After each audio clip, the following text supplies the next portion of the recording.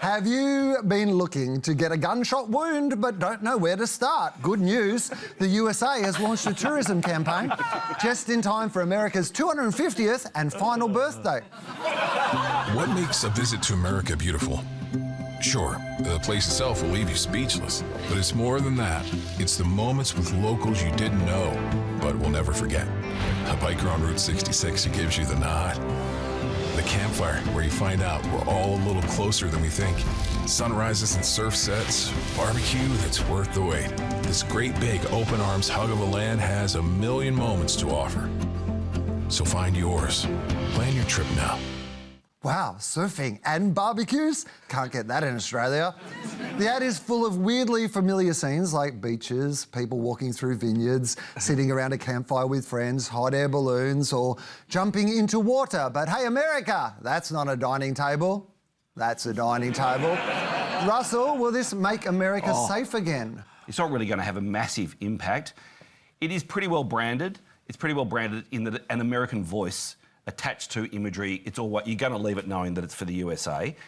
They've also used the standard line, Visit USA. This has become the standard thing that pretty much every tourist authority does now. You know, so they've nicked that off Emirates. So Emirates about 20 years ago did Fly Emirates, and everyone goes, "Geez, that's a good idea, Fly Emirates." Yeah, as a very simple proposition. So then Visit UK, they were next cab off the rank. Now USA is doing it because they're trying to get an action off the back of seeing a piece of advertising like that.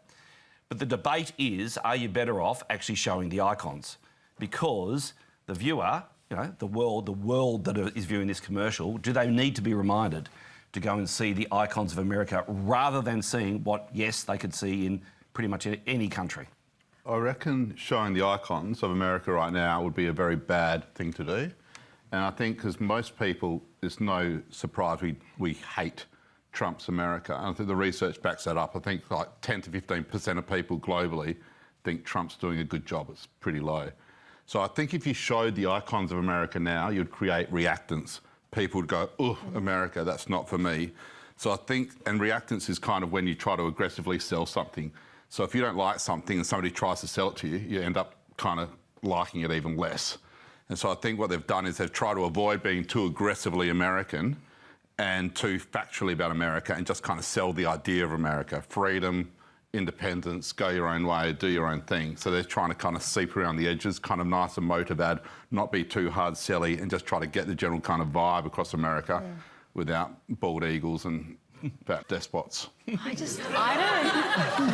don't think that's emotive at all. I feel like that is a weird sizzle reel internally for, it could be literally anything. And I don't think that it's well branded either. It could be anywhere in the world. It's pretty innocuous. Yeah, I think it's wasted spend. They would have been better off doing a really targeted ad, going to people who might be going to the World Cup. They're already coming, just get them to go somewhere else as well. Like, this doesn't do anything for them. And it actually, you know, it makes me really mad. That end line that's like this big welcoming country that's going to give you a hug.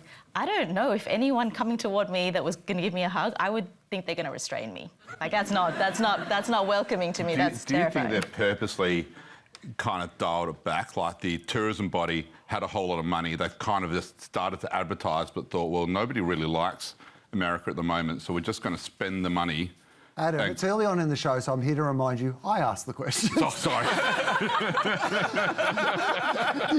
You're back on the show. It's nice to have you back, but I mean, the seat is warm, but I just ate Marmite for people. You can't just jump in, asking questions. Sorry. All right. Lauren, I want to ask what Adam asked.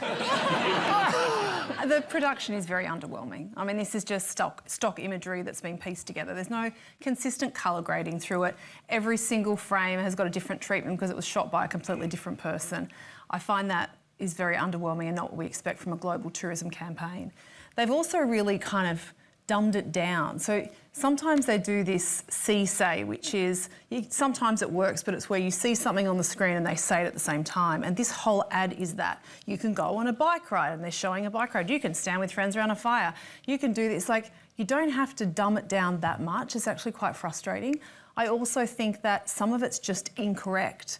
So in the middle of the ad, they have a group of 3 women sitting around a fireplace. In the next frame, they zoom in and they're 3 completely different women.